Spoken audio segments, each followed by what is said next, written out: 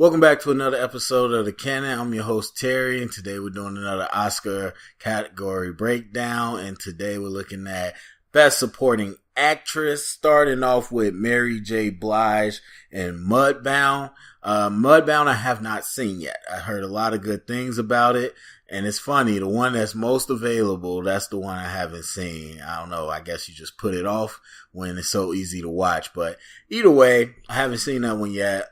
So I was still shocked by her nomination, pleasantly surprised, not because of her performance, but because what we seen the stance was with Oscars and Academy versus Netflix in the past. And now with Mudbound being another one that seemingly is deserving of that recognition, a lot of people just suspected it'd be passed over a lot like Beast of No Nation was.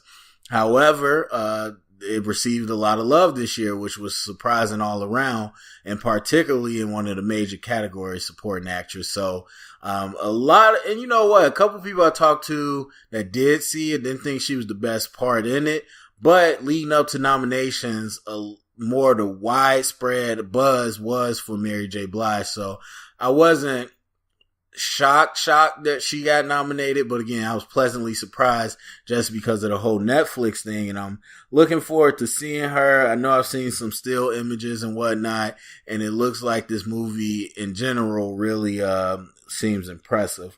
As far as her chances of winning, I still think she has a slim chance just because this category is pretty dominated this year. Then we got Allison Janney from I, Tonya, speaking of domination.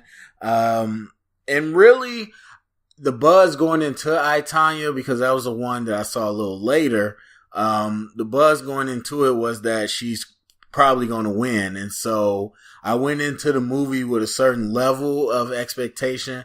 It's not that I watched it and came out, I was like, oh yeah, she should be nominated. It was more so me going in with the idea that she's going to be nominated. And I thought she was great for the role she did. This was very similar to Frances McDormand to me, where it was that loud, brash type mom figure.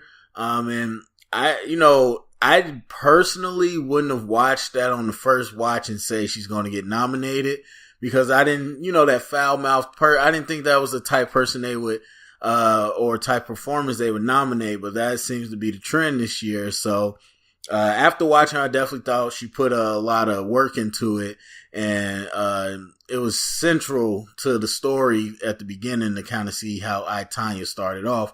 And before Margot Robbie gets on the screen, Allison Janney pretty much carries the movie and then hands it off to Margot Robbie. So, as far as her chances, she is the front runner right now, and I do think she will win. Then we get Lesley Manville from Phantom Thread. Phantom Thread, a movie that I love. Upon seeing it a second time, though, Lesley is really not in the movie that much. She plays the sister to Daniel Day-Lewis. And while she's not in the movie that much, and you don't have to be in the movie that much to get these awards, I feel like she is central to Daniel Day-Lewis's character. But I don't think she's central to the plot of the movie necessarily. I don't know. I was just surprised. Like I said, I left loving Vicky Krieps. And I didn't ever think they were going to nominate Lesley Manville. She had some good moments, like some, real great moments, but they were really small and really quick. And overall, she's not in it that much. So I was really honestly shocked by this nomination. I couldn't say that I left the movie thinking she should have been nominated for such a small part, but surprised. I think she has a real small, slim chance too. I don't really think she's any type of dark horse to win. Then we got Laurie Metcalf from Lady Bird.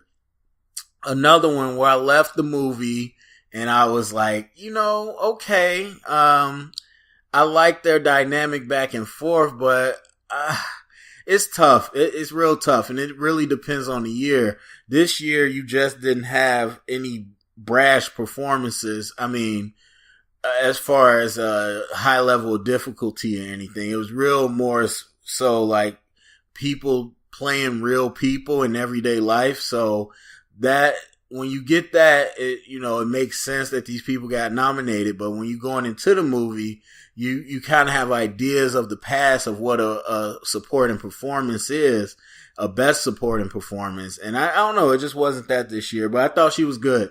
I thought she was really good.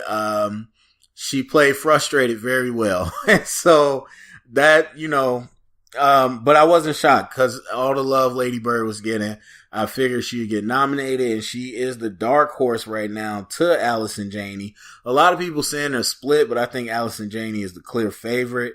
But Laurie Metcalf definitely deserved the nomination in this year's pool.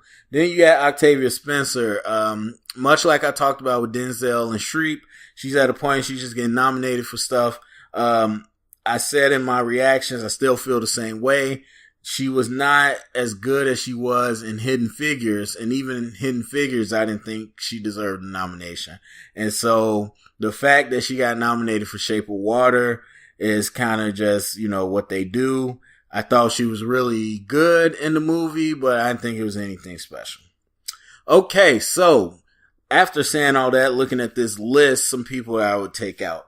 So I would definitely take out Octavia Spencer and put in Holly Hunter from The Big Sick. Again, if you look at the impact and what these people had to do in this group of nominees, then you got to say Holly Hunter is up there because she was more effective to the story and she was in a much bigger part of the movie than the rest of these people was. And she was brash. She was funny. She was tough. Like, I think, in any other year before seeing the nominees, I might not have said Holly Hunter, but looking at these nominees, I think Holly deserves to be in there. And then one that is so interesting to me is Hung Chow from Downsizing. Downsizing is in my top 10 movies of 2017. I love that movie, but it was crapped on by everybody. People hated that movie, which I was shocked about. And so it weirds me out that there's so many people that thought Hung Chow should be nominated, because that was the part and the twist in the movie when you meet her that changes the whole movie and made it great for me, but made it terrible for everybody else. So it's weird that people could acknowledge how good she was and then say that movie was terrible, but whatever. So I would definitely take Lesley Manville out and put in Hung Chow from Downsizing. She powerhoused that movie against Matt Damon. But number one for me, if I did have my only one choice, I would probably take out Octavia Spencer and I will replace her with Daphne King from Logan. Despite what people want to say about that movie, you can't, she's a first timer. The girl spoke Spanish, English. Most of the movie, she didn't even speak. She had to do all this physicality with the role. She had to do most of her acting without talking, just like Sally Hawkins. I thought she was absolutely amazing. And she sold like everything. She sold the rage. She sold the pain. I just thought she did a great job. And so I would definitely put Daphne King for supporting actress all day. Okay, so that is it for supporting actress. Go to the comment section. Let me know what you thought. Any snubs, anybody you will replace. Give me a thumbs up, subscribe, share it around. And if you heard it, here's official canon.